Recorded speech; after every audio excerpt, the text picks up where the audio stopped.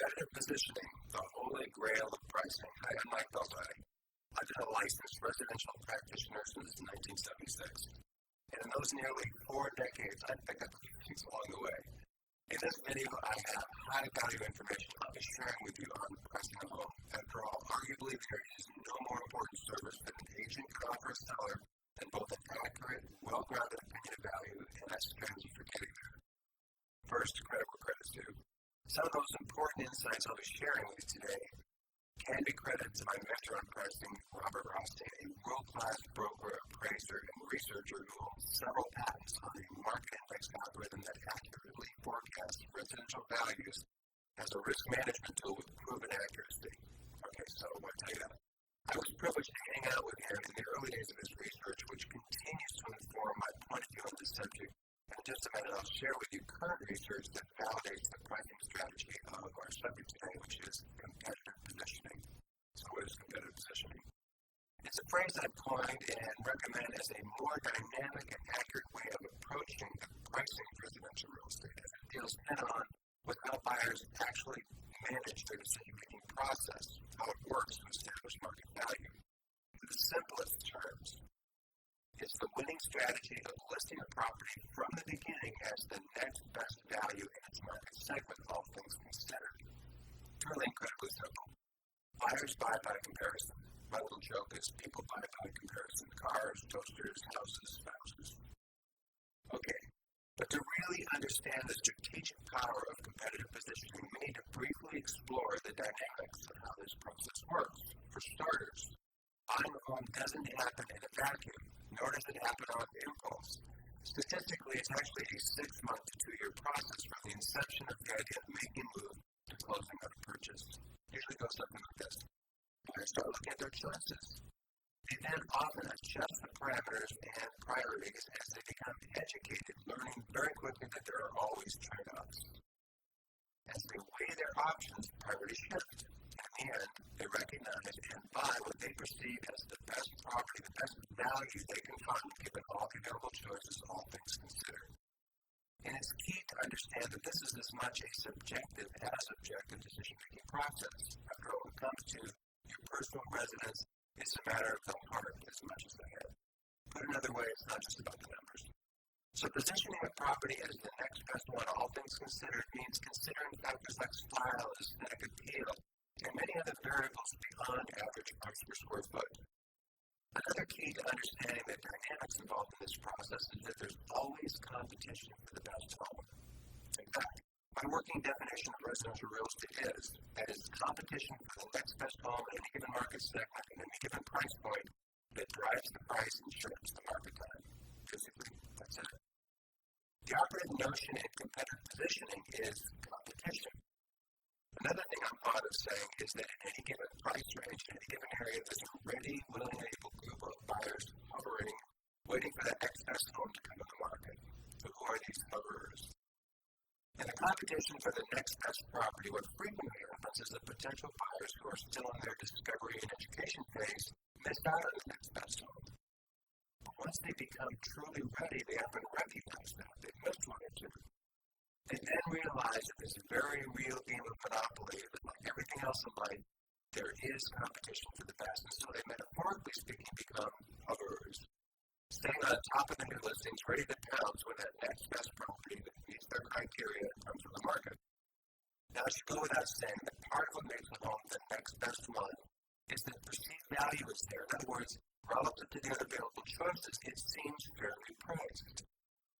One more thing on hoverers. All the research shows that buyer activity on a new listing is, in fact, skewed heavily toward the beginning of the listing period. This graph shows the relationship between activity and time, where the vertical axis is activity and the horizontal axis is time, over weeks in this example. So we know there's a direct correlation between more time in the market and less activity. Okay, now this next point is critical. When there is early competition, there's essentially no reason for a seller to have to reduce their price. If anything, the competition will frequently result in competing offers. By the way, this explains why the first offer is often the best. It's most often coming from an educated, motivated buyer, yes, one of the hoverers. In these competitive situations, it's not uncommon for those competing offers to drive the price beyond the asking price. netting the seller more than would have been possible with a mistaken strategy of intentionally starting high with the idea that, hey, let's start high, we can always come down. The common practice of counting the price in anticipation of low offers is usually a mistake. To be fair, this all too common strategy to start high is not without its rationale and supporters. Certainly, fear of loss and the anticipation of less than full price offers is quite natural and makes starting high seem like the reasonable and compelling strategy, even to most experienced realtors will sell. However, there's a sad irony here that the fear of loss that results in overpricing creates the very dynamic that causes the property to sell for less than it would have had it been priced accurately to begin with. And so it's important to understand this. You've heard in real estate, time is of the essence. Well, I would say time is the enemy. The challenge of properties becoming marketable, and that is that perception that on the market too long. Frequently talked about, it has to do with buyers' natural perception, something must be wrong with the property, it begs for low offers, suggests distress. But we should footnote here that average marketing times really do vary with the price range of market conditions. The $2 million properties can have a longer marketing time than the $200,000. So a good working definition of a property becoming market worn is any time a listed home gets much beyond the average days on market for that particular market segment. But what we're focusing on here is not the back-end problems associated with overpricing, but the front-end opportunity that is, in my view, often lost because of fear of loss and lack of understanding of how the market actually works. The proof that these dynamics are poorly understood is self-evident in the typical dominance of overpriced homes in the market, and the corresponding high percentage of properties that never do sell. It's actually shocking to look at. This is no doubt because competitive positioning can be counterintuitive to most sellers and unfortunately even many agents. Again, what's missing is a thorough explanation of the dynamics of how the buyer's decision-making process works that makes competitive positioning the most effective strategy to attract hovers in a competitive environment that drives the highest price obtainable. Now, making the claim that properties that sell more quickly for more is not theoretical. I'm not making this up. This is what I learned a long time ago that's still supported by the most recent research today. I call it the holy grail of pricing. Research that proves that sellers who sold the property for their original asking price also sold more quickly and for a higher price per square foot than the competition. Now, there may be room for doubt in that, when you look at higher priced homes, the luxury segment, if you're qualified buyers, this is getting longer marketing times, more variables to consider, custom homes might be difficult to comp, but in fact, when you look at the luxury sector on the screen right now, we see that even here, properties that sold for 100% of their original asking price not only sold for a higher price per square foot, but in a shorter period of time.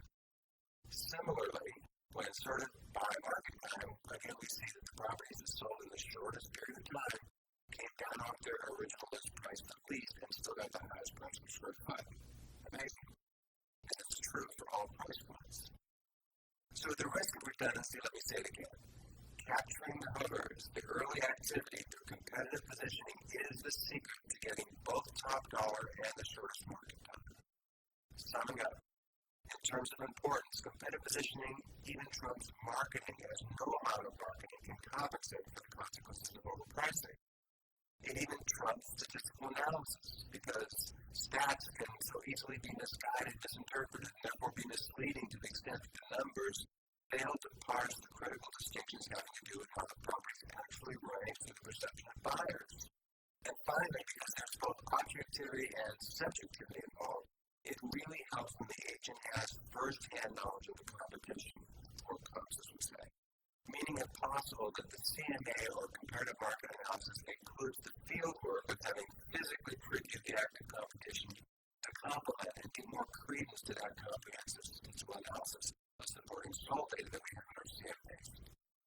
Okay. Competitive positioning, pricing the property as the next best one available in that market segment, all things considered,